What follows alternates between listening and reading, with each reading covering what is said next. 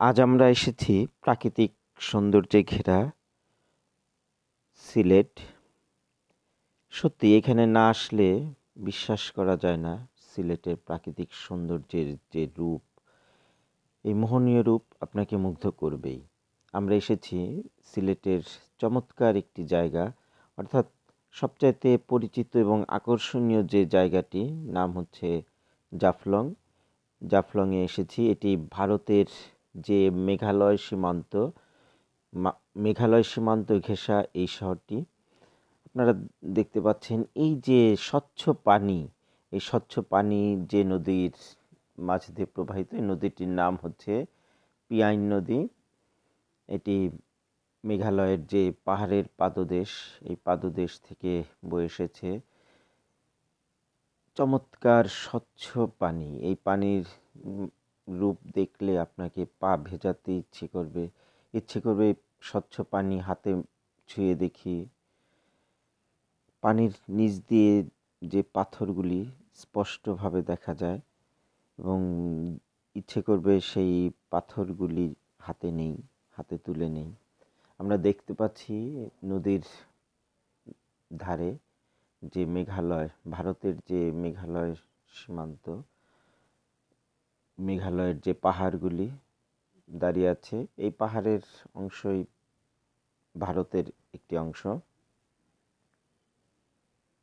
এর এপারে হচ্ছে জাফলং এবং ওই পারে ভারতের যে শিলং।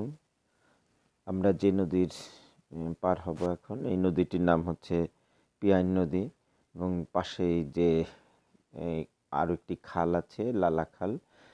আমরা এই নদী এবং খাল পাড়ি দিয়ে ওপারেতে খাসিয়াপুঞ্জি আছে। খাসিয়াপুঞ্জি হচ্ছে খাসিয়া ভাষায় পুঞ্জিকে বলা হয় গ্রাম, অর্থাৎ খাসিয়াদের গ্রাম।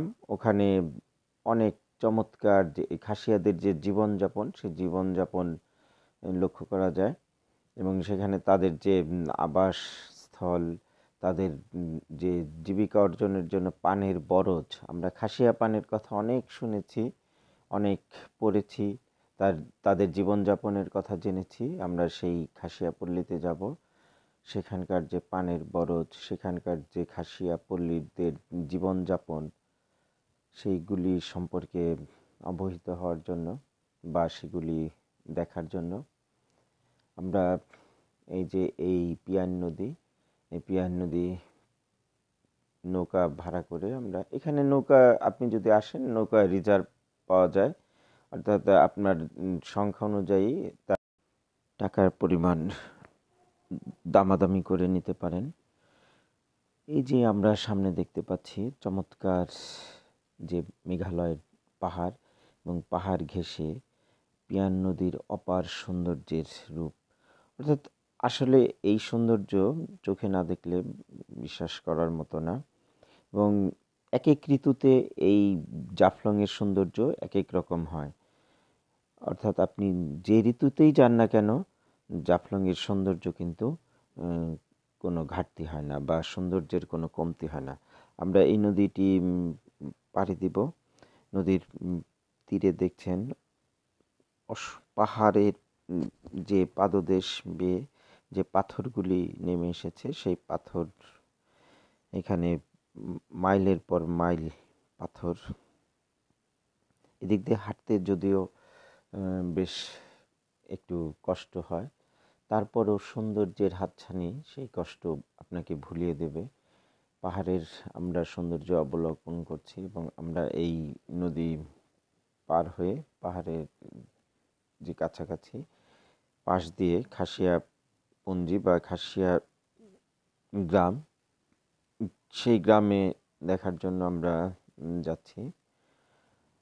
এখন আমরা যে পাথর বিছানো যে রাস্তা, অর্থাৎ এটি রাস্তা না, আসলে নদীর তীরের তীর ঘেঁষে আমরা হেঁটে যাচ্ছি এখান দিয়ে এবং সেই নদীর তীরে পাথর বিছানো যে জায়গাটা, এবং এখানে অনেক পাথর, এই যে আমরা